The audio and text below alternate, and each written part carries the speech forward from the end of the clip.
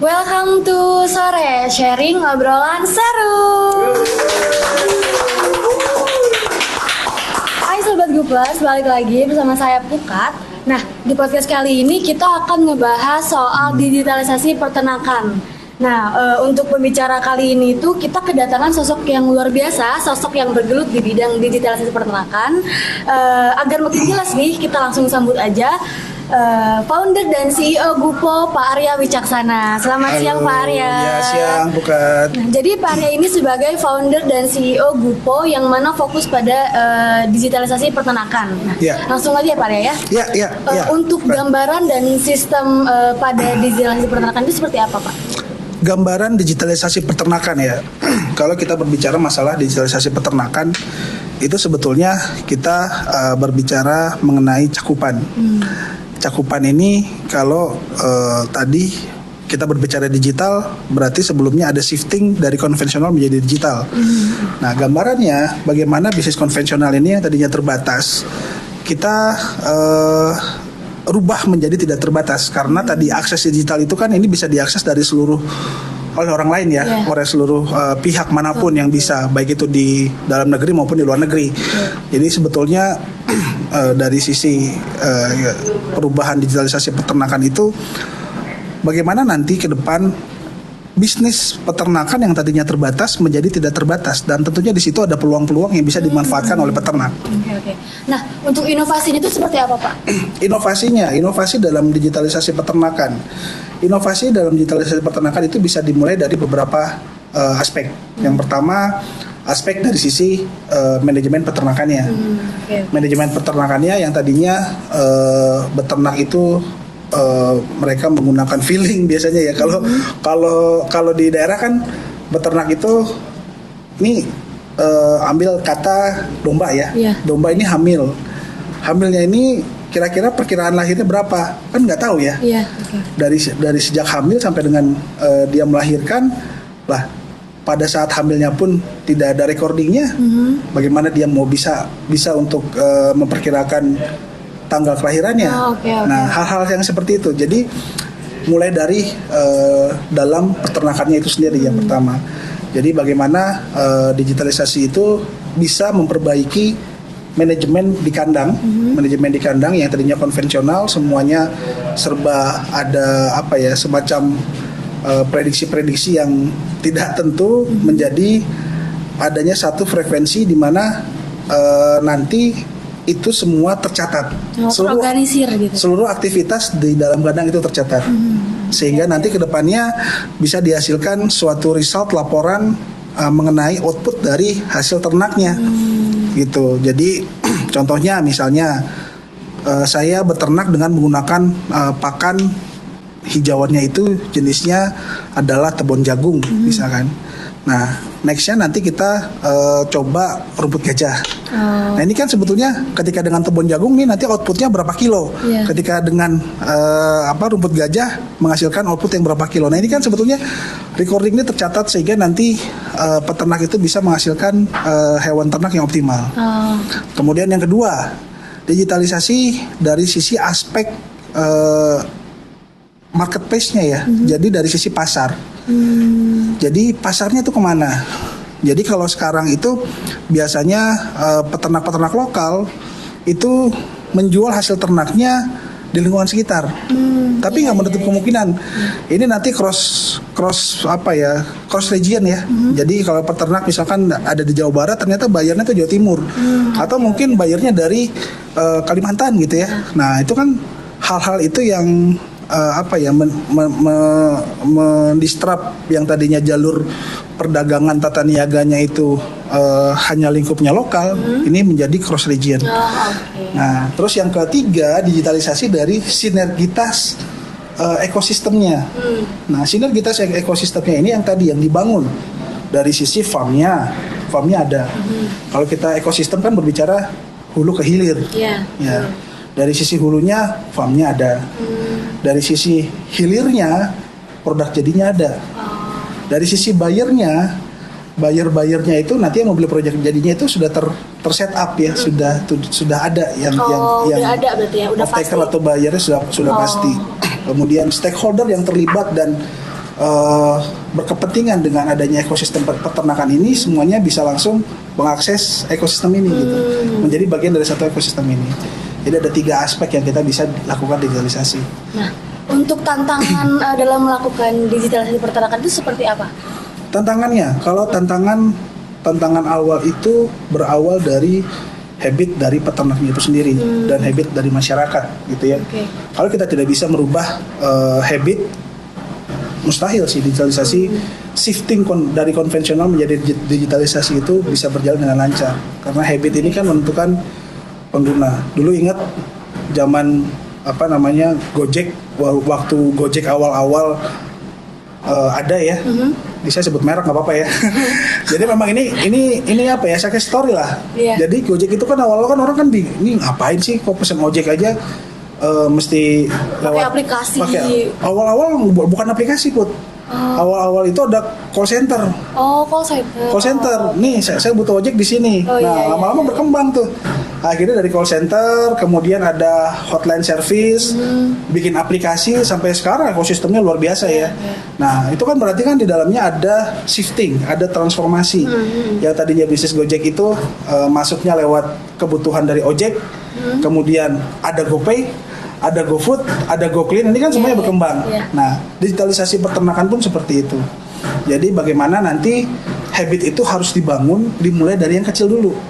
Ketika habit itu sudah biasa, peternak itu sudah terbiasa dengan pola-pola digital dan sudah terbiasa dengan budaya-budaya digital.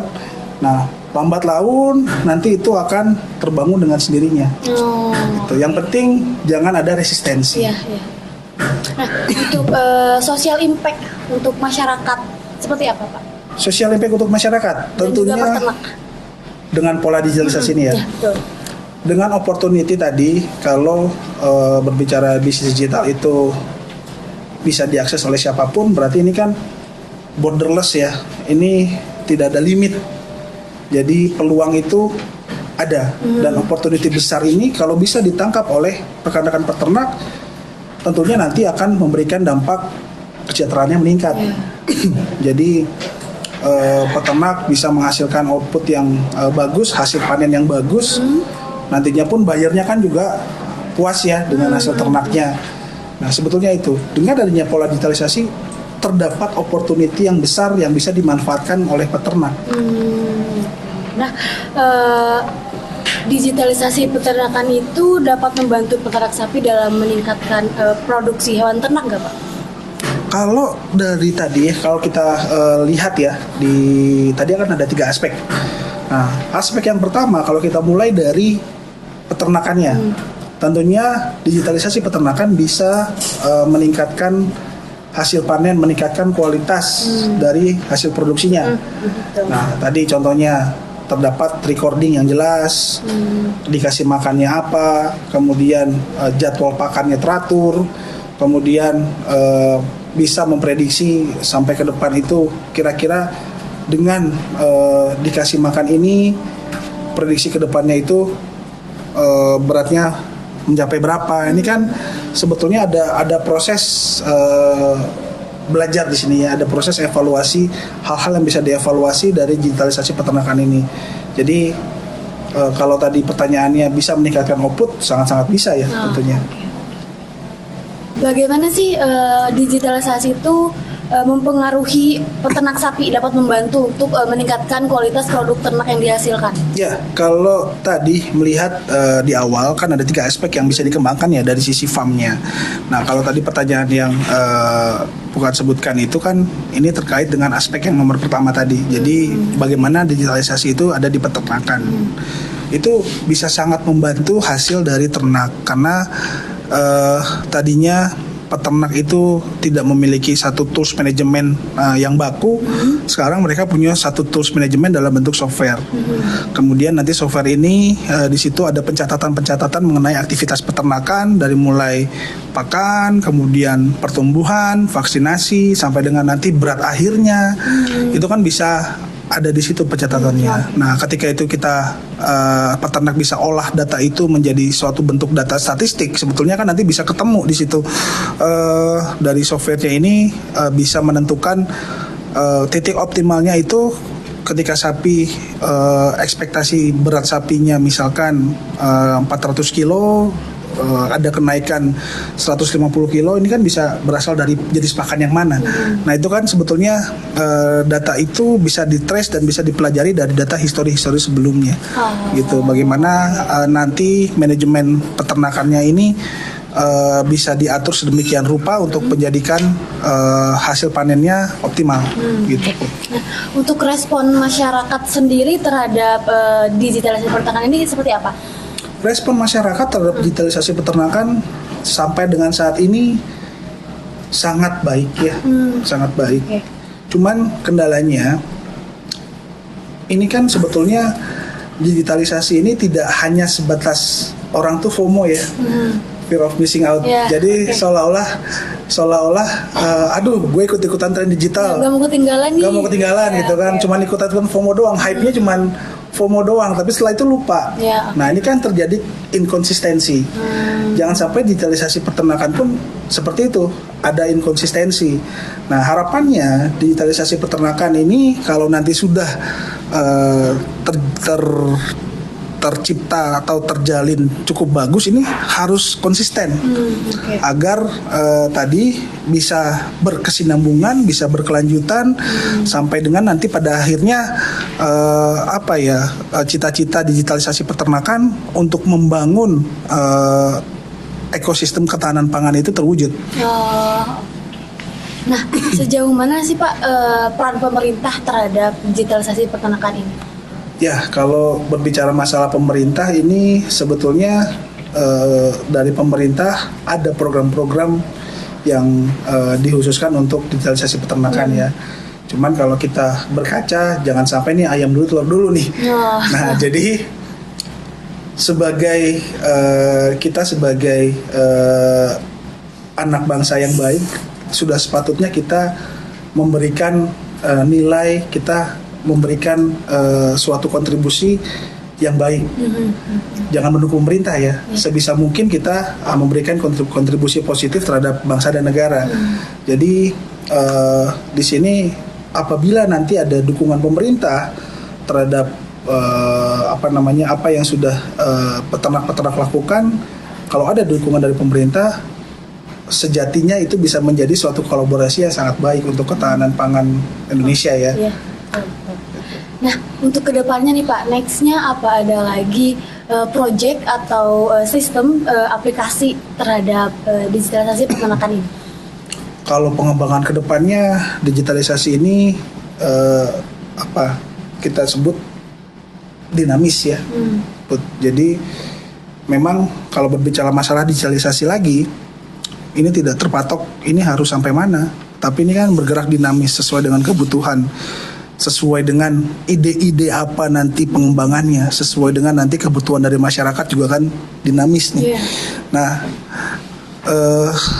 tidak hanya sampai di situ, karena kedepannya ini kan kalau berbicara masalah digitalisasi ini ada evolusi yang kedepannya bisa merubah pola pikir manusia ya.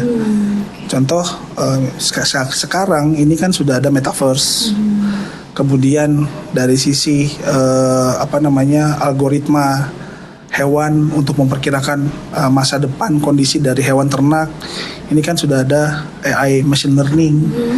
Kemudian dari sisi penjualannya juga kan saat ini kan sudah banyak e-commerce yang terintegrasi ya.